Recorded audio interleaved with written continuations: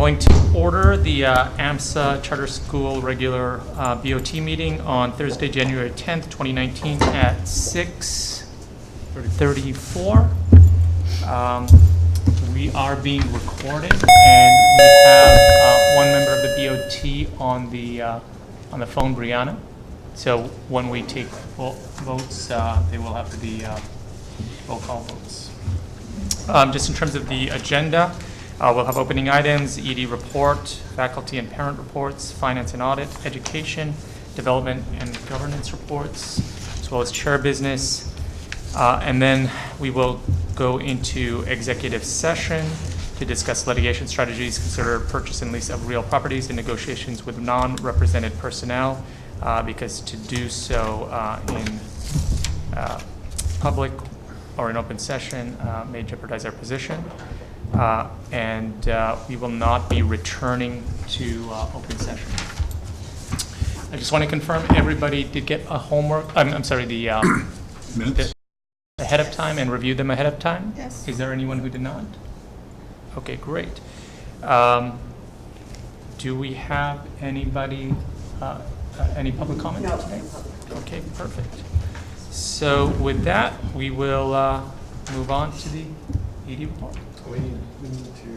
Did I miss something? To approve the minutes. Oh, I'm going too fast. Yeah. I'm sorry. Can we have a motion to approve? So moved. Oh, actually, before that, I'm sorry. Did anybody have any modifications to the minutes? There's Or amendments? a minor typo in the third line under call meeting to order.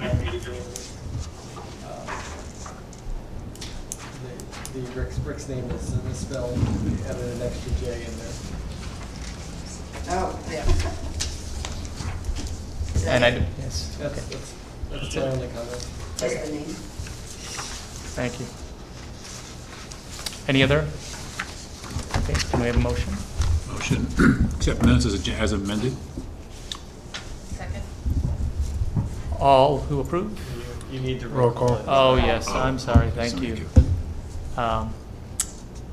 What's the proper terminology when you take a roll call vote? But you just go around. Okay. Aye. Aye. Aye. Aye. Aye. Aye. Aye. Aye, and Brianna on the phone? I have to abstain because I wasn't there for the last meeting. Okay, great. Minutes, motion so approved with the amendments. Okay, and then on to the All right. Greetings and salutations. We hope everyone's had a wonderful holiday break and a happy new year. You don't have the report there. You have to listen, huh? Done intentionally. You have to listen, everybody. So the good news is it's the shortest report yet. So we've got 4 updates and then just a short concluding thought. So the first update is next week. We're very excited. We have our annual Arts Night, Wednesday, January 16th, next Wednesday, starting at 6 in the upper school. We want to give Elle and I want to give a big thank you to our fantastic art teachers, John, Darcy, Amy, and Amelia, for all the work that they do, organizing the artwork, which takes a lot of time. Most importantly, for inspiring our students who have amazing artistic and creative abilities. In addition to our great art teachers, big thank you to Jess Bowen, who always does a fantastic job with our chorus, Ed Harlow, who's the head of our jazz band, Joanna Lauderville, our string ensemble director, and a big hearty thanks to Sarah Preston, too, head of our foreign language department, who helps put the whole program together.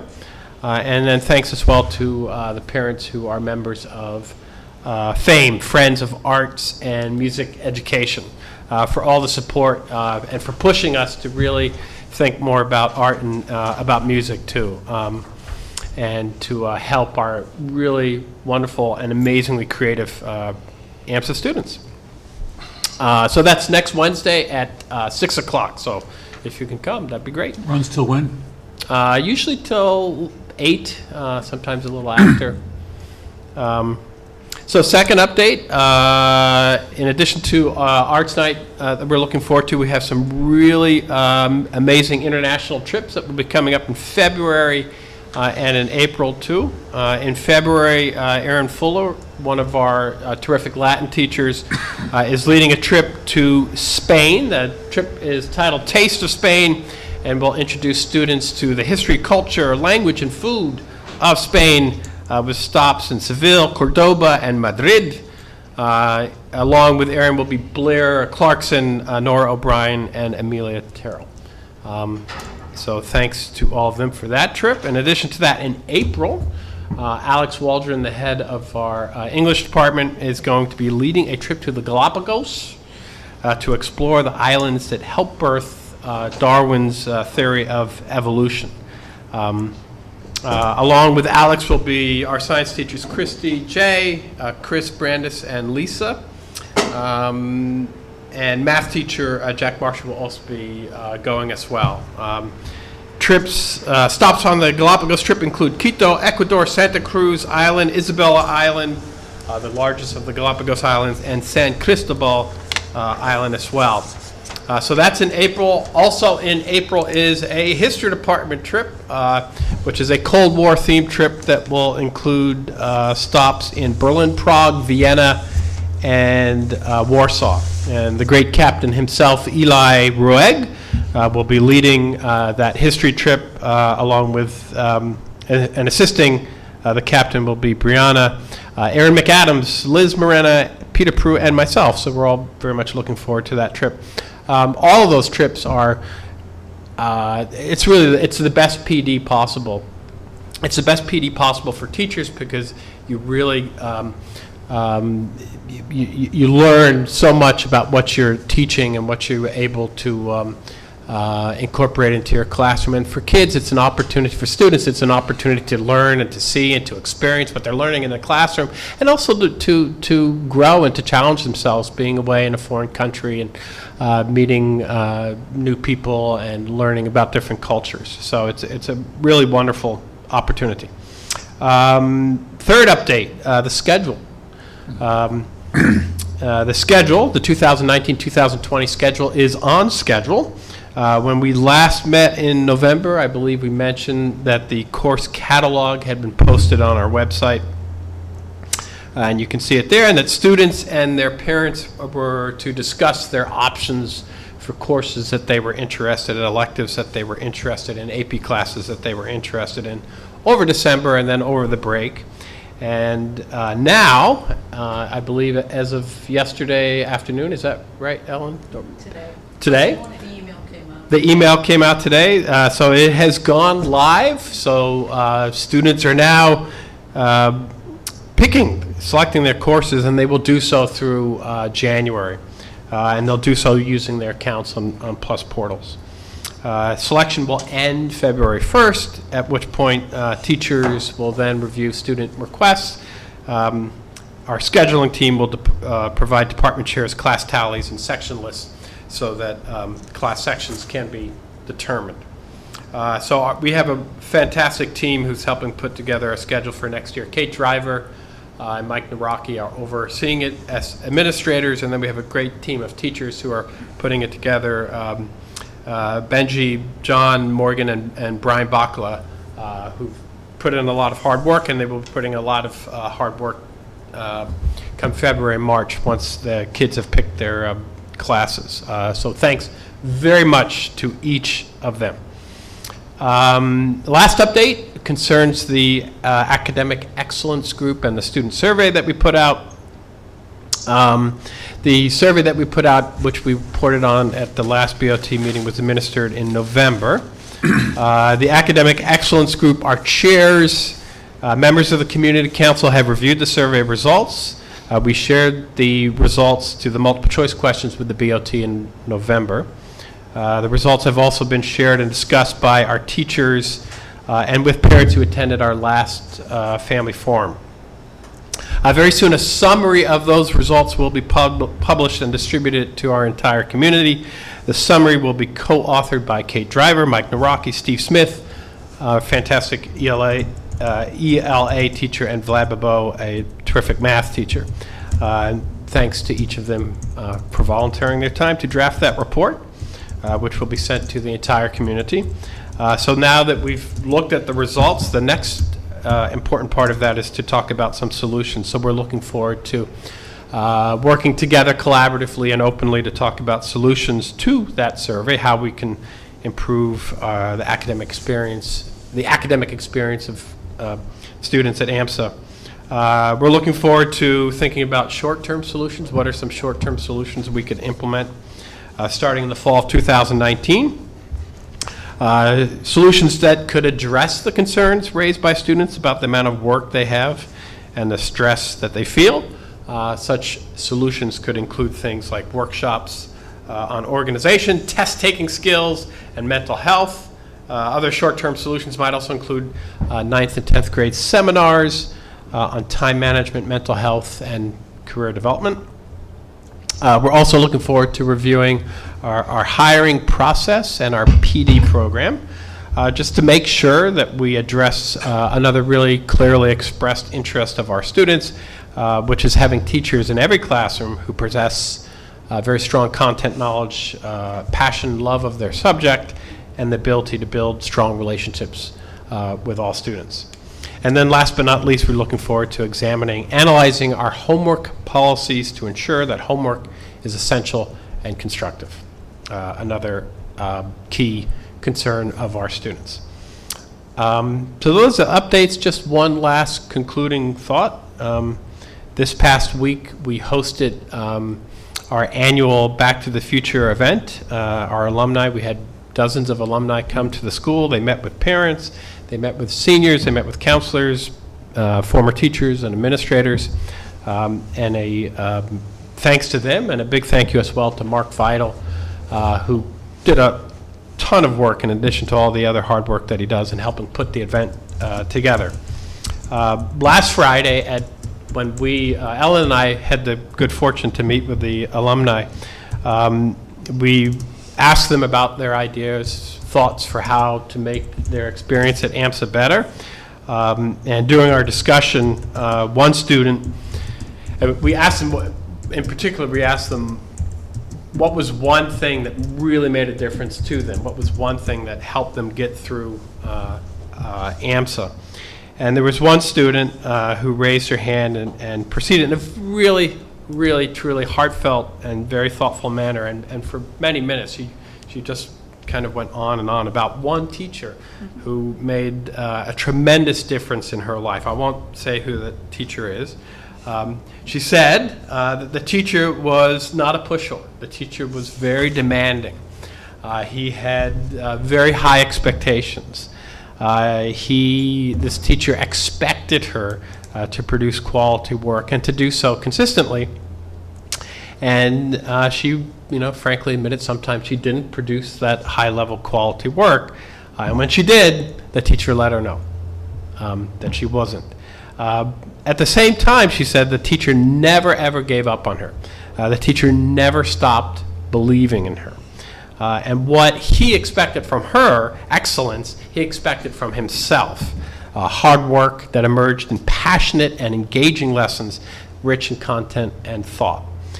And it was because of this teacher, this alumni proudly, she was just absolutely beaming.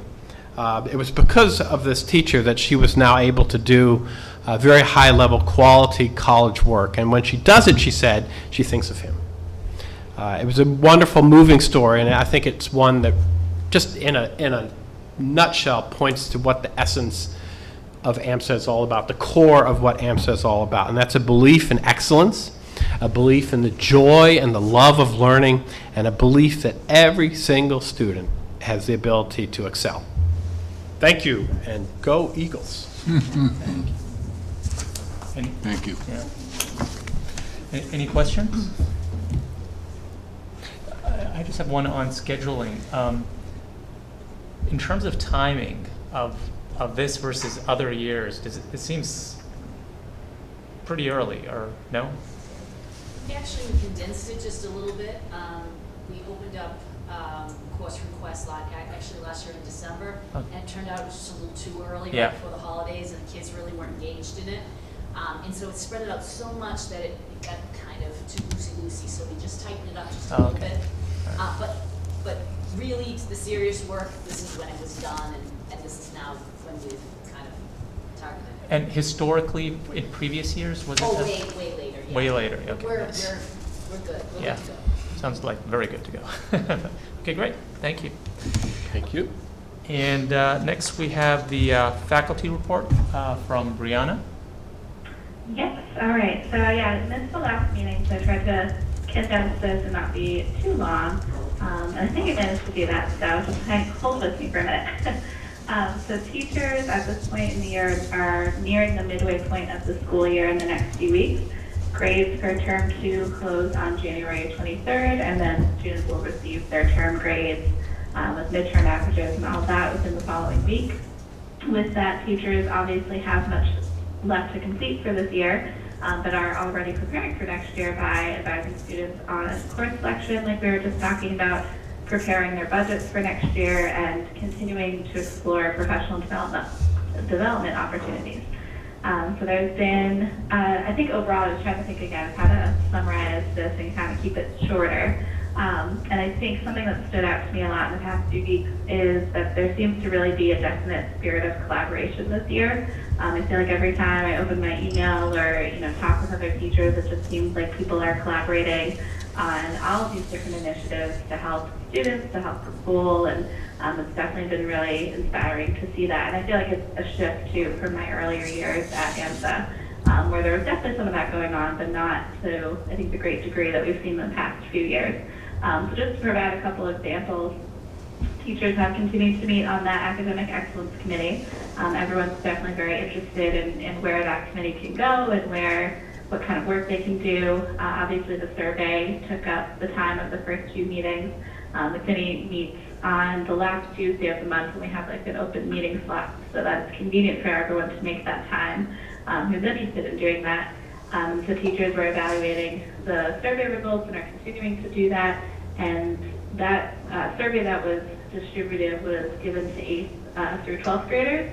So the 6th and 7th grade teachers have been developing a similar survey with some questions that are more specific to middle school, and plan to administer that to students within the next couple of weeks. And we're equally as eager to see what the results for that look like, and how they might be similar and different to what we saw from 8th through 12th grade.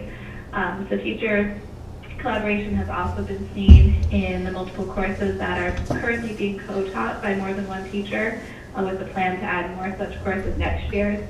Other teachers have come together to discuss ways to make the school day more efficient for both teachers and students. Recently, Kate Driver asked for volunteers to join the steering committee for mental health, kind of in response to a lot of what we've seen through the survey and through the SOS screening that was given to students. Some grade level teams have discussed strategies to respond to student needs and challenges, both academic and behavioral. And I think all of this just kind of supports research that's out there in the education world that proves that schools where collaboration and input from teachers are valued and encouraged have higher teacher morale and overall are higher functioning. And I think it's just great to see this happening at AMSA and continuing to happen. And I think it bodes well for the future of the school. So some other smaller updates, a little less general than that. So teachers and staff would like to extend a big thank you to the PTO who led another fun holiday party at the Bolton Street Tavern in December. The generosity of parents is truly astounding that we see every year, and I think this year surpassed all their records. Each staff member received a $25 Amazon gift card, and there were dozens of gift baskets that were raffled off and that were really quite nice too. So it was really touching to see parents be so giving, and appreciative of the work that teachers and staff do for the school. I talked to some new staff members who remarked how surprised they were that this was even a thing that the school and the PTO does. And a few who have worked at other schools commented how that kind of overwhelming generosity from parents is rare at other schools. On the half day before break, students and staff attended the first community meeting of the year. I know the video's online, and it's fun to see all the different things that were squeezed into the meeting. 3 of our seniors emceed the event and did a great job. There were some funny moments like an ugly sweater contest and the latest installation of AMSA's Cards and Coffee series that featured our front desk ladies. And then more serious moments like presentations on different holiday traditions in the school, there are students in the school have. and student-led recognition of some of our teachers for the work that they do with students. Like Dr. Lewis mentioned, planning continues to get underway for many of our upcoming trips. Not just the ones abroad that he mentioned, but we also have a sophomore trip to Washington, D.C. that's coming up in March. And then, of course, the annual Disney trip at the end of May, right before graduation. And I know I've mentioned this before, but planning these trips is a huge undertaking for the teachers who lead them. And a lot goes on behind the scenes to ensure that students have a memorable and safe time. At our all-staff meeting this week, teachers received an overview of the results from that SOS student mental health screening I mentioned earlier. And so we had kind of heard, and I think I mentioned in my October report, how we heard some preliminary feedback, but it was really interesting to get the results directly and see some of the statistics. And it seems like the school, or students in the school, are on par with national averages, but it's still alarming to think of how many students might be facing significant mental health challenges, and that's something, that both our whole child committee from last year and the academic excellence committee can address and, try to weigh ways to, best help students in those situations. Lastly, there's still some inquiries into facilities. Just seeing that teachers and staff are eager for some news, but they definitely didn't understand as well that the process is slow and that, no news isn't necessarily a bad thing. It just kind of comes with the territory. And that's it for my update for the month. Great. Thank you. Thank you. Any questions? Well, it's great, if I could just comment, it's great to hear about the collaboration.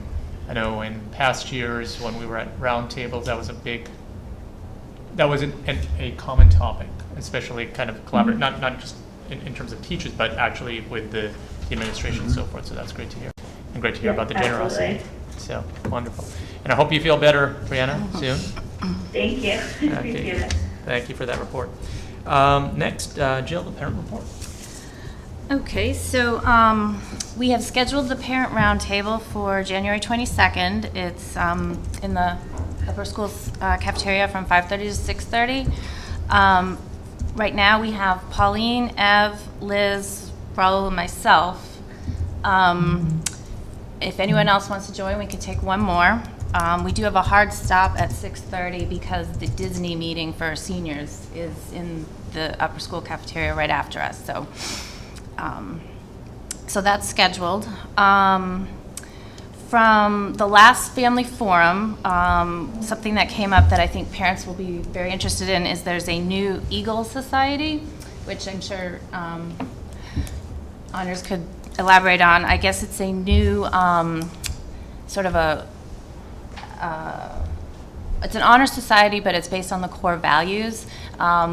Teachers will nominate 10th and 11th graders, and I think it's going to sort of be like a big brother, big sister. They'll focus on teaming up with the younger students. It sounds like a great idea, and I know the parents at the family forum thought it was a great idea, but I want to mention it because I think that all parents should know about that coming up. I'm sure development will go into this further, but parents are going to be invited to participate in a development committee. Mike T., our consultant, will, I think, try to get a panel of approximately 12 parents. So that's a great thing for the parents. Also, with the PTO, I just wanted to mention also with Back to the Future Night, they do and did again this year a great job of interviewing and questioning the students, the alumni that do come to that night also. I know the day with the Friday that the alumni get to meet with the students is sort of the bigger Back to the Future, but the PTO did an awesome job with the alumni that came to the PTO meeting.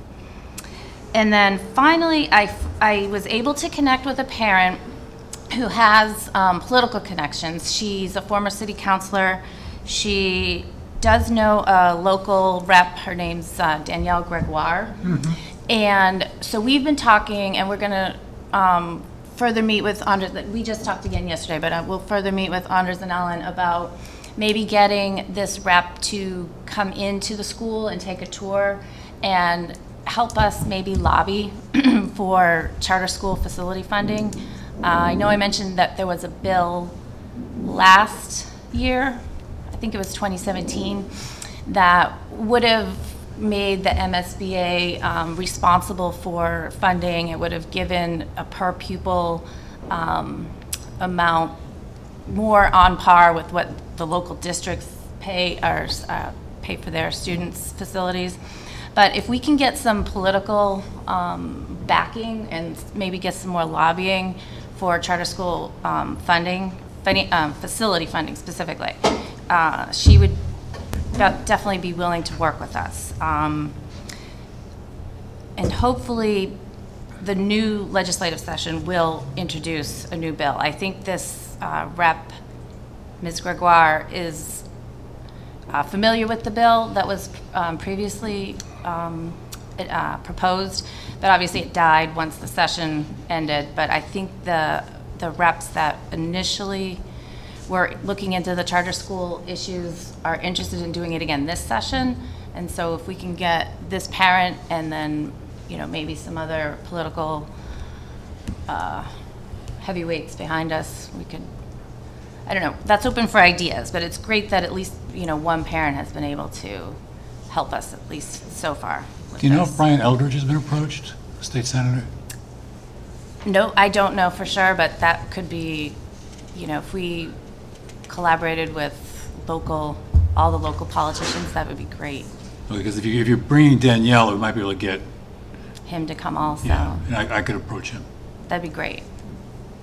And then if we could, do a short summary of, the inequities, and if we can crunch the numbers and show, this is what facilities get in our sending districts, and this is what we get, show the disparity.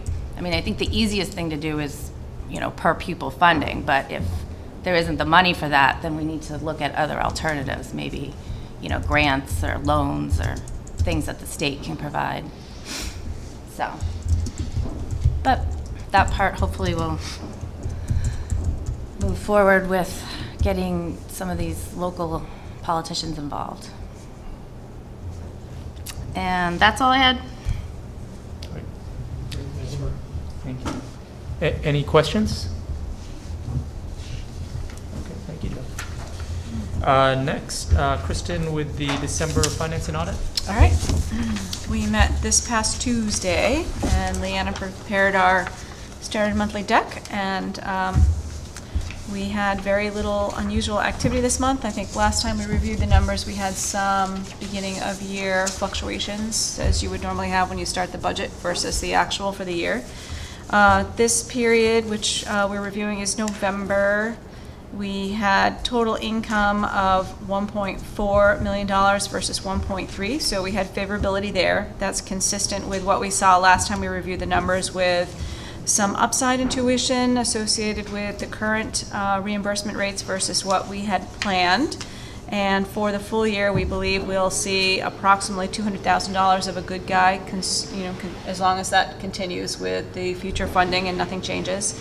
We also had some additional funding, which is a timing issue associated with AP test fees. And we saw that again this month as well, to the tune of $57,000.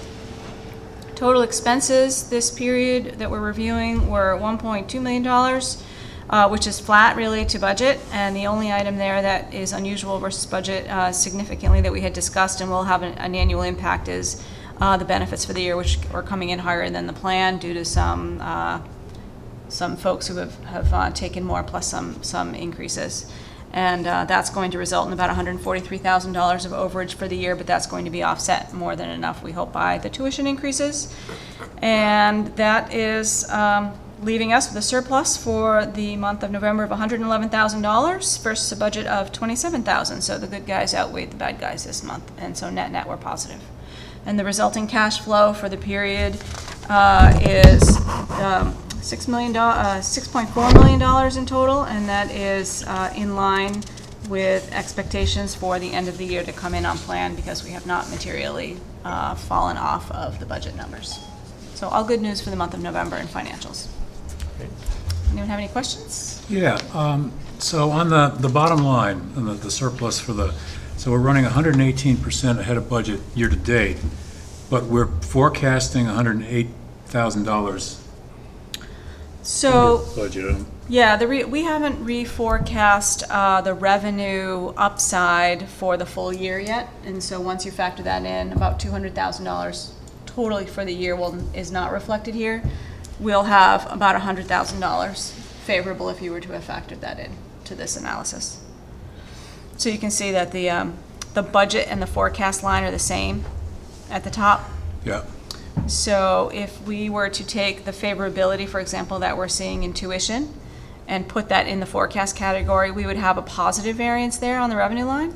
And that would, everything else is fairly equal so far from what we're seeing up and down, up and down. And so that favorability of about $200,000 would offset that 143, and we would have, about 60 to 70,000. And I think we've talked about this favorable. before, but I don't remember. Yeah. So, and it's our practice to kind of, if there's good news that we feel pretty confident about, we still keep in our pocket before we put it on the page. We're waiting to get, we talked about this as well on Tuesday. I think we said 2 more months, right? And we'll consider whether or not when we see 2 more months of favorability come through, then we'll reevaluate the whole forecast for the year. 6 months in, we'll do a reforecast. I think that makes Okay, sense. yeah, Of yeah. everything in case there's any other news that's come through. Now, 6 months is January 1st, right? So we have a July year, or we have, We're June 30, June 30, right? June yep. 30, yeah. great. So December, we just missed timing for December this month. We'll do Right. probably December. Do we have a late meeting in February, later in the month? Yes. So we'll probably do December and January, wouldn't you think, Leanna? Yeah, for next time.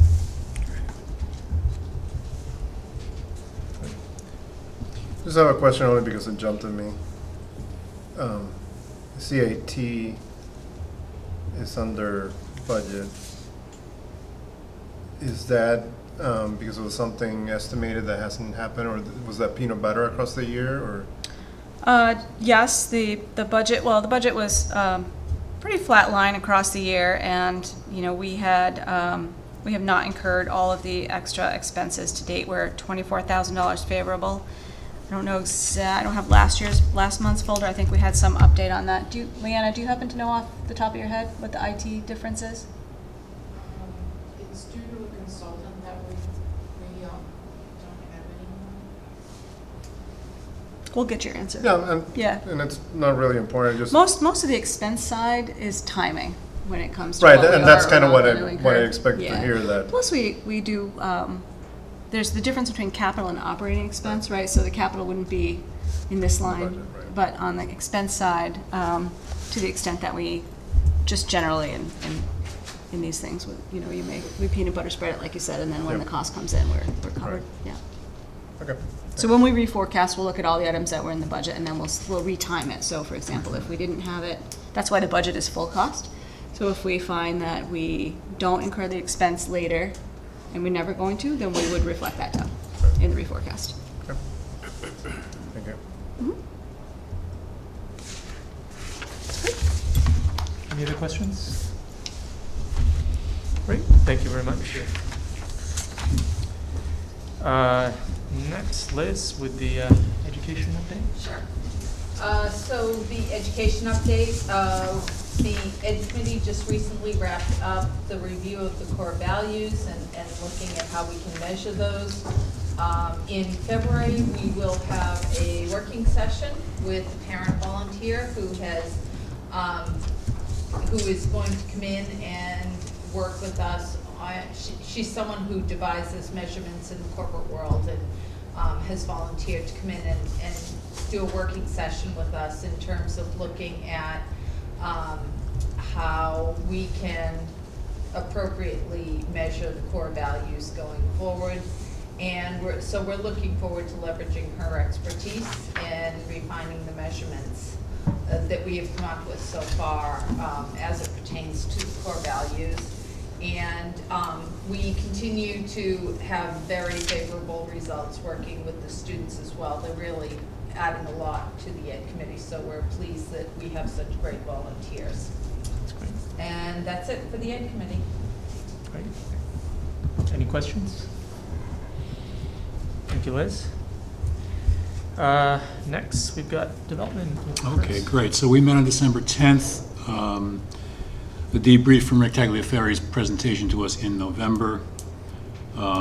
And an extended discussion about how fundraising needs to be integrated into our DNA as a board, as an institution, and really at a very high strategic level. And we found ourselves, it was interesting because we were talking about, how do we bring people into our orbit, how do we recruit people for the board, and so the overlap between development and governance really came up and up and up. As a matter of fact, most of the development committee was at the governance meeting this week, and so it's reaching the realization that we really need to, this is not just a task that we need to do, however important, that it's really a way we need to be that's got to be integrated into our governance and also integrated into the management of the school. And so looking for the school leadership to become much more active and much more powerful in the process. So one of the things that, this was not in development, it happened in governance, but talked about having the school lead kind of a nominating function to feed names to, vetted names, groomed names to the recruitment task force for the board. And so looking at more ways to put those things together. And trying to do that, so we also talked about, which I think Rick Tagliaferri, when he presented to us in November, referred to it as a board boot camp. So Ellen has done some work with a couple of consultants who could help us with boot camp is a scary sounding term, but it's an intensive orientation for the board in what fundraising, what fundraising and being a fundraising organization is really all about, and all about for us. And we're going to be looking for ways to integrate that into the fundraising discussion at our meeting at the end of this month, where it's roughly a third of the agenda for that day. And so we're trying to think of those two pieces as kind of part A and part B, as to get us moving in that direction. Since the capital campaign is some distance away, what we're going to try to do is use our annual campaign as a training ground and dry run for that. And so it's now developing the systems, both administratively at the school, which Rick Tagliaferri has helped with in terms of the donor database that he talked about, but also tracking and the administration of fundraising. Also experimenting with a committee for the annual giving campaign that's going to be a volunteer committee and going to be kind of, the way, kind of analog to the way campaigns with volunteer leaders are held in the capital world, and then crossing that with a little way, like a United Way campaign would be held in a company. So we're looking to experiment with some new ways of doing things. Most of the activity at this point has really been on the staff side. I want to give a shout out to Ellen and to Mark for what they've done thus far, but it's moving forward. And Ellen is also going to be reaching out to the accounting firm to look at the best ways that we should be accounting for fundraising money, and particularly around the foundation and how the foundation, in their opinion, as a best business practice, how do foundations relate to the schools. And really a little differently from how I think we have tended to relate to the auditors as auditors, and so it's like, let them tell us if we're doing something wrong and, keep us in the, between the rails. Well, Alexander Aronson Finning is also a premier business consulting to nonprofits firm. And so we don't want to just tell them ask them, are we getting into trouble here? But what do you think best practices are? And what can you tell us about things like how the foundation relates to the school, et cetera, et cetera? That call's scheduled for next week. There we go. So it's mostly been extra work for the staff, Yeah. but we'll fix that. That's it. All right. Any questions? If I could just make a general comment, so thank you, Chris, and actually everyone, Ellen and others involved. It looked, when I think about like a year back or whatever, it's like there's a lot of momentum that's coming up in this area, so kudos. And we're plowing a lot of new ground too, so it was, it was very interesting, a conversation about the governance and the role of a nominating committee. in a nonprofit is critical, and it's a standing committee of the board, and it's probably one of the most important committees of the board, because that's really where the future of the organization is determined. So I was really like just about table pounding in my advocacy for a nominating committee. And then somebody reminded me about open meeting law. You know, if it's a committee, then it's all a public meeting. And so it's like learning a lot of lessons over again as we go into new territory and finding correct paradigms for what we're trying to do. Like, is it analogous to, in one sense, it's analogous to a nonprofit organization and its board, or a corporation and its board. And then in other ways, it's analogous to a school superintendent and a school committee, which is like a whole different thing. So it's a learning journey. Great. Thank you very much. Next update from governance, Roger? Yes, I'm going to actually do these in reverse order. I'm going to talk about the school calendar first, stop recruiting second, and the one-year goals third. First, the governance committee reviewed the AMSA calendar that the administration provided. Our goal as the governance committee is just to review that the calendar makes sense, and particularly to check that it has 180 school days plus the 5 extra, and that it makes sense. The governance committee recommends that we vote to approve this calendar as it was in your packet. Can I just make one suggestion on the calendar? Sure. So I know, I think pretty much as long as I've been at AMSA, we've always started on, had the 6th grade orientation on Monday, August 26th, and then had all other students return on the 27th. But I feel like this year, more than other years, I had a lot of teachers comment to me how that, first week of either 4 days for, non-6th grade teachers, or a full week for 6th grade teachers is, feels very long. And I know we're coming off of a very restful summer and all of that, but it is a lot to do, to have that full week. And I think especially for our younger students too, that is quite difficult for them to, come off of an unstructured summer and, be, forced to kind of hit the ground running that first week. So I don't know if that was something we would be interested in doing, of just having 6th grade orientation on the 27th and having all students return on the 28th. That would Or be if people wanted to discuss that too. Brianna, that would be an administration level decision. It's not a board level decision. So Okay. we're focused at the high level that we have the right number of days. Oh, okay, I see. That we're meeting all the state requirements is our goal, but I think, I Yeah, see Andres here we're nodding and happy- hearing your feedback. Happy to, we can sit down and We're playing with it over here right now. yeah, We're working on it at the administration level. We hear you, Brianna. Oh. yeah. We'll play. Thanks, Brianna. We can talk about it, figure it out. Yeah. All right, perfect. Sounds good. Sorry, I didn't realize I should bring that down, but No, thank it's you. better Yeah, to no, ask. that's good. Yeah, It's good to ask. absolutely.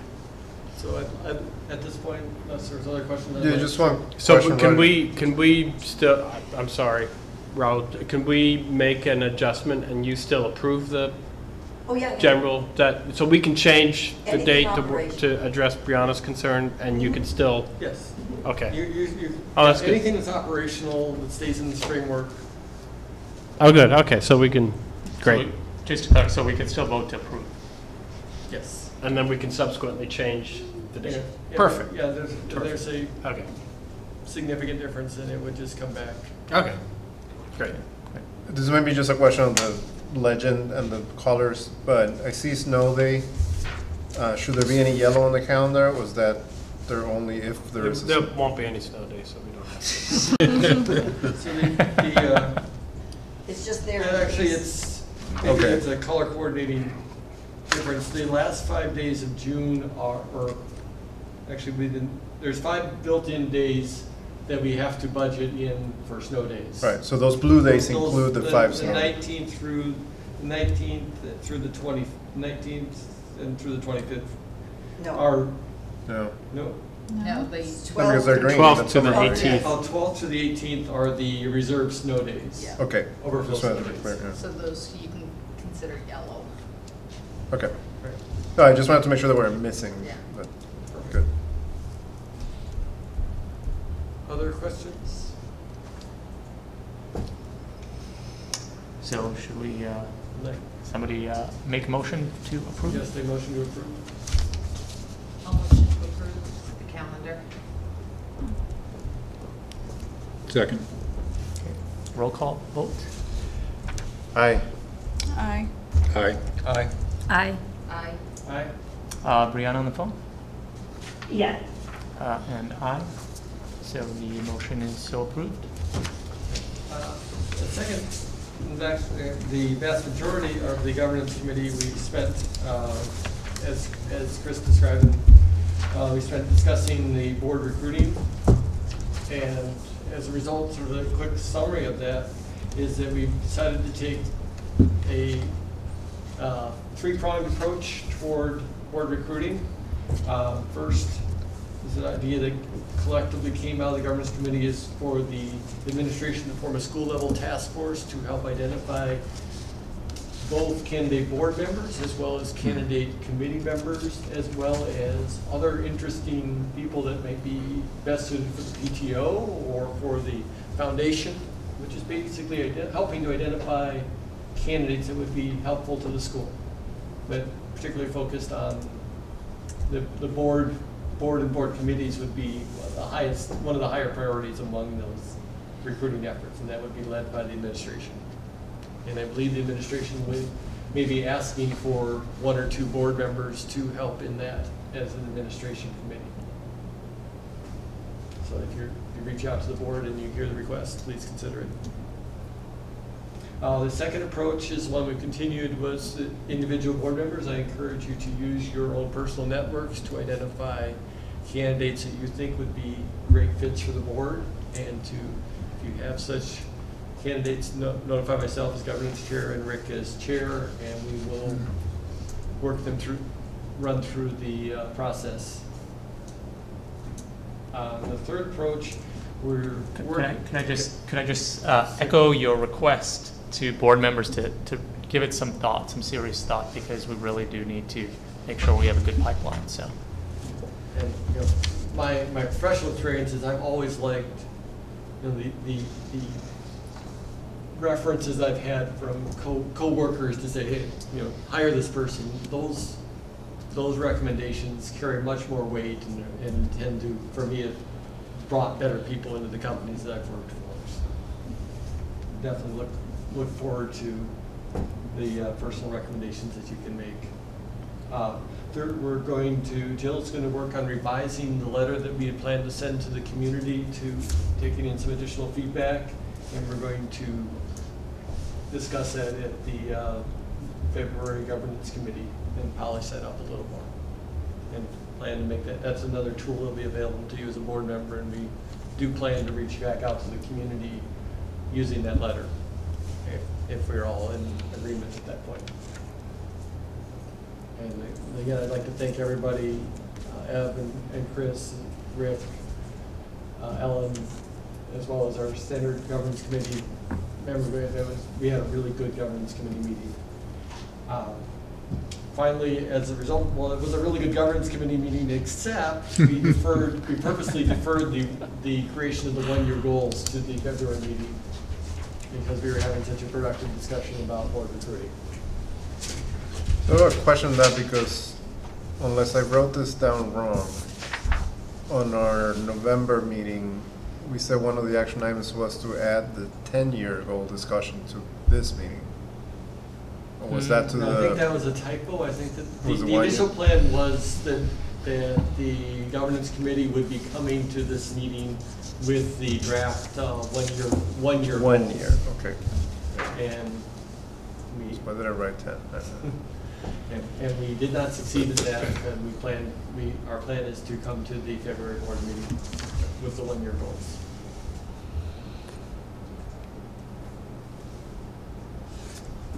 And that is the governance report. Great. Any questions? All right, thank you, Roger. Next, chair business. So the first item is nominating Mike Glass to the board advisory council. So as folks will remember, we've talked about the notion of a board advisory council. It first emerged from the idea that we may have board members that are on the board, they have longevity, they have history with them, and it'd be great to be able to tap into them for advice or other purposes without them being fully engaged and without the full commitment that a regular board membership, a Board of Trustees members are required. And so that was one aspect of the advisory council. The other, so I was on the phone, but I hadn't heard this aspect before, but I think it was discussed at governance, the notion that it could also be an onboarding mechanism to the board. So somebody joins the advisory council, they've got experience in other areas that the board can tap into, but it's also kind of a warm entry in. Am I missing anything else around the advisory council, the notion? No. Okay. So with that, actually, Mike Glass was the one who suggested the idea, if I'm not mistaken, during a car ride I once had with him. With that, we'd like to actually nominate Mike Glass to be the first member of the AMSA Board Advisory Council. And so, if I'm not mistaken, that does require a vote? Yes. Okay, so could we have a motion? I would like to take the honor of making the motion for my class to be the founding member of the Board Advisory Council. Second. Okay, very good. And roll call vote? Aye. Aye. Aye. Aye. Aye. Aye. Aye. And Brianna on the phone? Aye. Aye? So, Yep. great. Motion so approved. Okay, the next item is the board offsite meeting. And actually, so we've been working with, so Roger, Pauline, and I have been working with Nancy, last name is Dill? Dill, thank you, on the plans for the next meeting. And actually, Roger, I don't know if you wanted to talk about that, or? Sure. Yeah, because you, thank you. I can take that. So, like I said, Rick, Pauline, and myself have talked to Nancy Dill, and there's a recommendation from Pauline for her to be the facilitator. We talked with her and thought that it was a great fit. And so basically the overall plan is that we're going to take our 10-year goals and bring them down into more concrete 5-year goals. And in your packet, we have both a proposed schedule, which we're going to have to adjust. And the basic mechanism is first that there'll be a homework assignment for all the board members, as you can see at the back of the packet. And then Nancy is going to use what is the title of her? The Conversational Cafe. So basically, we will split into 3 groups as facilitated by Nancy, and each of us will take on one of the pillars of one of the 3 major pillars: the financial independence, the level of excellence, and the setting the standard for secondary education. And so we'll have 3 groups working on that, and after a set amount of time, we'll rotate. And then the people that were working on setting the standard will move to group 1 moves to group 2. And so that we'll each be able to take a deep dive into the group and improve upon what the previous group had written. And she has found this a very useful technique, and I think it resonated very well with Rick, Pauline, and myself. One thing we will need to do, we have found from a facilitation perspective that we have a hard stop at 1 o'clock instead of, we were initially hoping that we could extend to 2 o'clock, so the schedule was written to end at 2 o'clock. So we're thinking the 2 options that we've identified. One is to just squeeze the schedule back in. This was actually what Nancy's original proposal had us ending at 1 o'clock, and we asked her to extend to 2 o'clock because we thought it'd be very fruitful. So one option is to squeeze back into 1 o'clock, and end our public session at 1 o'clock. We do expect that there will be an executive session, as we've had an executive session after every board meeting so far this year. We would adjourn and have an executive session here at the school.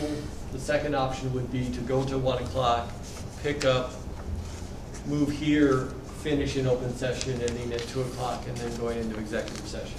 So I'm seeking feedback from the board as to which of these options would work better. Even if, one last comment, if we go to 1 o'clock, we've already spent 5 working hours on that, and that's a lot of time. So I don't, there's a diminishing return on time after a certain point, and it would be hard to adjourn and continue. But on the other hand, we will have spent 5 hours of time, and people's ideas may be flowing, and we may make the call that day. So with that, I open it up to comments and questions.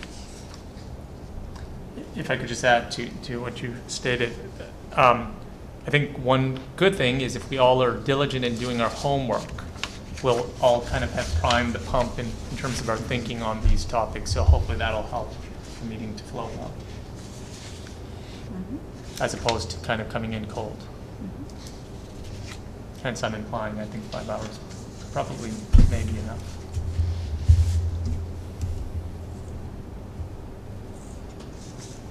I'm just wondering if we don't have executive session identified that we feel a need to talk about, then, and given the logistics and it being a little, difficult to do, I would say, let's just make it a daytime call, that if we feel like we need to come back here to the school and meet, but not necessarily, it doesn't sound like we're gonna have anything specific for executive session. I'm just Yeah. basing executive session on the fact that we've had an executive session after every meeting so far. I would expect that we would have an executive session to have facilities updated at the minimum. That's just forecasting based on facts so far. But yes, it is possible that we would have no executive session. The board would not object if executive session were canceled. Yeah, exactly. I share your opinion on that. At least Liz wouldn't. So are folks comfortable with 5 hours, ending at 1, or trying to get to 1 o'clock?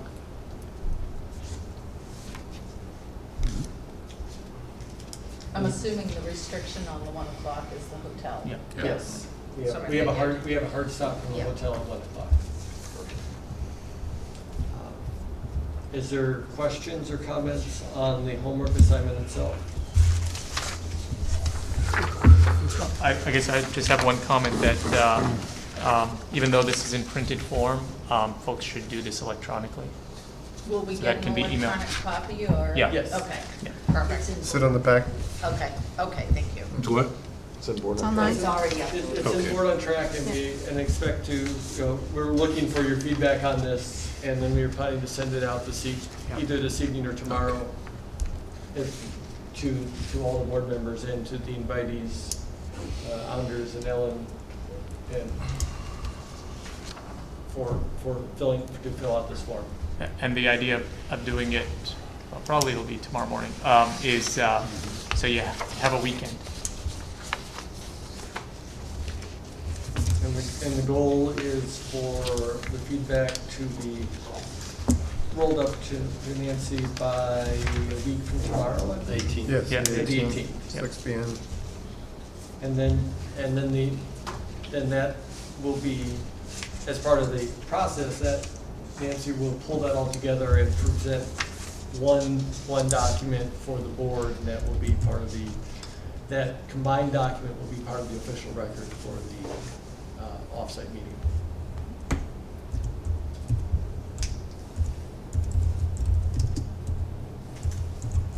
Any questions? Thanks, Roger. All right, thank you. Next item is meeting effectiveness discussion. So do folks have any comments on how we've been doing over the last few sessions on meeting effectiveness and some of our practices and completing on time or not on time? We've been pretty good, 45 right? minutes ahead of schedule. What's Wow. that? 45 minutes ahead of schedule. For today or in general Today, overall? for today. Okay. And we've been pretty much on time. I think one meeting, we fell within the 10% Right. rule, but we've been following the guidelines pretty good. Well, I think. Yes. Yeah, I think for this meeting, it's been great. I think we could use a little work on executive session. Yeah. I think, so maybe we can, before we jump to executive session meeting effectiveness, any other comments on the open meeting? And as far as meeting prep, I think we can do a better job in getting the minutes and the board reports out. I apologize for the governance and the offsite meeting landed in your packet this afternoon, so clearly you did not have time to read them. So I think we can do a better job as a senior leadership team in getting you prepared documents in hand. I'd say, I think the goal should be like the Friday before, so you have a weekend. Yeah. So you have a weekend to read and you be ready for the board meeting rather than speed reading at the last minute. That's great. Okay. I don't know, and I don't want to propose doing more tracking or, more work, especially if it's administrative work. But I think one of the things we said is we start capturing open action items and then homework assignments for the board, which I'm not sure if we go back to review whether or not they were done. Oh, yeah. So I always assume that's one of the reasons why I asked about that 10-year thing, because I thought I wrote down 10-year for whatever reason. But I think we're getting stuff done. I mean, the fact that they're called out in the minutes and when we review the meeting up to the fact helps. But I'm just putting it out there. That would make sense to send an email out to board members or get an update before the meeting so we can say if an open action is still an open action or not. Or do we review them at the beginning of the next meeting? Like, was this done? Was this not done? I don't know. Yeah. I'll propose maybe we could start with at least and then see how that works. If there's an issue at the beginning of the meeting, right before approval of the meeting minutes, we can just do a quick review of was everything completed or not. And it doesn't have to be getting into details on what was done, just was it done or not. Yep, yep. I think it would also make sense to have a reminder go out shortly after the meeting about what the to-dos and deliverables are, because, in my other life, I rely on the minutes for that because they come out the day after the meeting and I have a month to do it. Mm-hmm. Here, you don't see the minutes until you're at the following meeting or you're preparing for it, so it doesn't serve the same prompting to do your homework Yeah. function. I know I would find it helpful. It's like, all right, so what am I supposed to do? I get something a day or two later. I wouldn't mind sending that out right after the meeting. Yeah, and maybe that works. That would work well. Okay, great. But you didn't have the to-dos in the notes? The to-dos that you had tracked were not in the notes? They're not in the minutes? They're not in the minutes specifically, are they? Or are they buried really deeply? They typically are. I don't know, I didn't see them on this one, but they typically are at the end. I know I typically send them to Sarah I wonder if maybe this time with the timing. You might be right. in this case, maybe once. Yeah, I don't see them at the end. Right. So that might be the way to catch. Yep. The recommendation was to catch that I anyway. really like that idea that right after the board meeting that you can. So we don't even have to wait for the You can minutes. just Yeah. send them out as to-dos, and then Sarah can collect them and put them at the bottom of the minutes as well. But otherwise, we're not, I live on to-do lists, at least for work stuff, so if I don't see it, it doesn't exist. And then just at the opening of the meeting, prior to approval of minutes, we'll just do a final sanity check. Okay, great. Anything else on the open meeting? Efficiency items. We're good? Okay, so now on to executive session. So would you like to comment? I don't disagree with you at all, Chris, but would you like to comment more on that? So, I think we're just not as structured with executive session, so we end up doing a lot of reiterating and a lot of like, you think the conversation's over, but it's 10 minutes later and you're still at it. And so if we could kind of punctuate things better, and I think individuals have done it at different times, saying, okay, what's the question we're deciding? What do we need to decide? But it hasn't quite, the discipline hasn't quite taken yet. Yeah, I completely agree. So to that point, does it make sense for each of these, when we're going into executive session, when we have a particular item to cover, maybe define, is there a decision to be made or not, or is this just informational? Just And if it's a decision, what's the decision? And then let's get the information necessary to get to that decision and try to focus on that as opposed to getting too broad, because Yeah, and I you think, can paint a huge story otherwise. yeah, calling the question, that at the discretion of the chair, but to make that judgment Yeah. call, I think, all right, have we talked enough about it? Let's Yes, yep. I think that's take a great. straw poll, we'll do whatever we're going to do.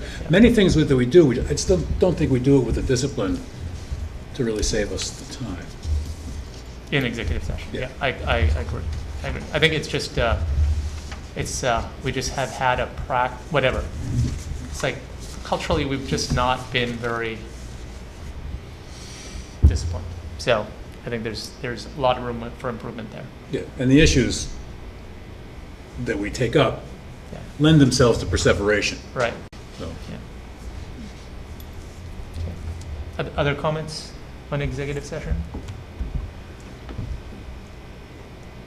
And I think what may be helpful is, so I certainly, as chair, will try to start the meeting, say, is this informational, is this question we're trying to answer? If we need to answer a question, what's the information that needs to be shared?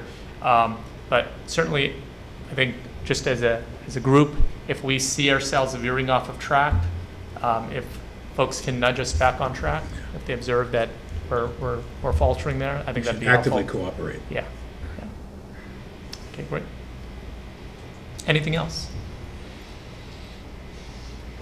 Okay, very good. So that's meeting effectiveness. And then agenda item call for February BOT meeting. Do folks have items that we should be adding on that might not necessarily be regular?